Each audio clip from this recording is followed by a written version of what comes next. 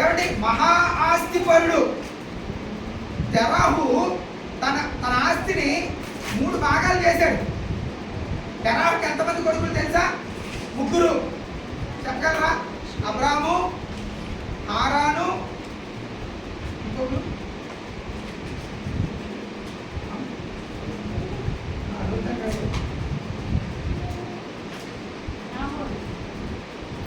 నాగోరు ఎవరు చెప్తారు? ఇస్సాకు మామ, ఇస్సాకి తాత అవుతాడు. ఆ కొడుకు కూతురు ప్రే చేసుకుంటాడు ఇస్సాకు. ఓకే, పక్కన పెడతా వద్దు మనకి. అయితే 75 సంవత్సరాల వయస్సులో దేవుడు తను పిలిచినప్పటికీ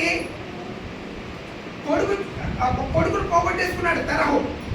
లోతు యొక్క తండ్రి చనిపోయాడు. లోతు పెదనాన్న దగ్గరే ఉండిపోయాడు. అయితే ఎంత ఆస్తిపరుడు అంటే అబ్రాము 300 మంది పనివారు ఉన్నారట అబ్రాము దగ్గర.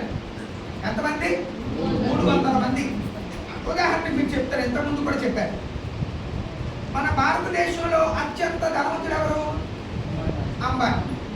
అంబానీకి అదేదో ఒక ఇల్లు ఉంది, దానికి ఏదో మంచి పేరు ఉంటుంది. ఏమండి ఐడియా?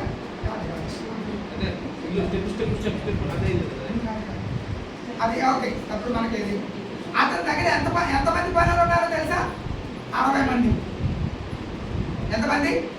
60 మంది పనులు ఉన్నారు. ఈ 60 మంది పనులు భారతదేశంలో ఉన్న సంపన్న ఇంట్లో పనిచేస్తూ ఉంటే అబ్రాము దగ్గర ఎంతమంది పని చేస్తున్నారు అంటే ఎన్ని రెట్లు గొప్పడండి? అబ్రాము అనేటువంటి వాడు ఈ అంబానీ కంటే 5 రెట్లు గొప్పవాడు. కానీ ఇతనికి ఒక ఆలోచన. ఎందుకు ఆలోచన అంటే, ఎక్కడో ఉంది నేను చేసేటువంటి బొమ్మ దేవుడు కాదు. అంటే నేనే చేస్తున్నాను, నేనే నానబెట్టుకుంటున్నాను, నేనే తొక్కుతున్నాను, చెత్తంతా నేనే తీస్తున్నాను, దాన్ని బంట అయిన తర్వాత దాని బొమ్మలాగా నేనే చేస్తున్నాను, నేనే ఆరబెడుతున్నాను, ఆరబెట్టిన తర్వాత నేనే బొమ్మలకి రంగులు వేస్తున్నాను, రంగులు వేసిన తర్వాత నెత్తి మీద గంపెట్టుకున్న గంపలో ఈ బొమ్మలెట్టుకుని దేవుడు దేవుడు ఊరంతా తిరుగుతూ అమ్ముతున్నాను. నా కాళ్ళ చేత తొక్కబడిన మట్టి దేవుడా అనే ఆలోచన ఎవరికుంది? అబ్రాముకుంది. అబ్రాముకి ఆలోచన ఉంది కనుక నిజమైన దేవుడు ఏమని మాట్లాడా? నిజమే, నువ్వు అనుకున్నటువంటి ఆ మట్టి బొమ్మ దేవుడు కాదు, నేను నిజమైన దేవుడిని. ఎప్పుడైతే తనకు మాట వినపడిందో ఎక్కలేని విశ్వాసం వచ్చిందండి. విశ్వాసం అంటే ఏంటో తెలియదు వాళ్ళకి, నమ్మకం అంటే ఏంటో తెలియదు, దేవుడు గొప్పతనం ఏంటో తెలీదు. ఏమంటే దేవుడు ఏమన్నాడు? అబ్రామా నువ్వు ఇక్కడ ఉండద్దు, నేను నిన్ను ఉన్నతమైన స్థానంలో నిలబెడతాను, కనాన్ అనే దేశాన్ని పంపిస్తాను. కనాన్ దేశం ఎలాంటి దేశమో తెలుసా? పాలు తేనెలు ప్రవహించేటువంటి దేశం. కనాన్ అనేటువంటి దేశం ఎలాంటిది? పాలు తేనెలు ప్రవహించే, అంటే పాలు తేనెలు ప్రవహించడం అంటే సస్యశ్యామలమైనటువంటి దేశం, కరువు లేనటువంటి దేశం. అక్కడ తిండి తిన్నటువంటి వారు ఎలా తయారవుతారో తెలుసా? బలాచులు. ఒక్కొక్కడు తాడి చెట్టుని నరికేసి భుజం మీద మోసుకెళ్ళిపోతాడు. వాళ్ళు తినేటువంటి తిండి, పాలు తేనెలు ప్రవహించే దేశంలో ఉండే తిండి అంత గొప్పదో తెలుసా? మీరు ఎప్పుడైనా ద్రాక్ష పళ్ళు తెచ్చుకున్నారు ఇంటికి? ద్రాక్ష పళ్ళు అవి గుత్తులుగా ఉంటాయి కదా.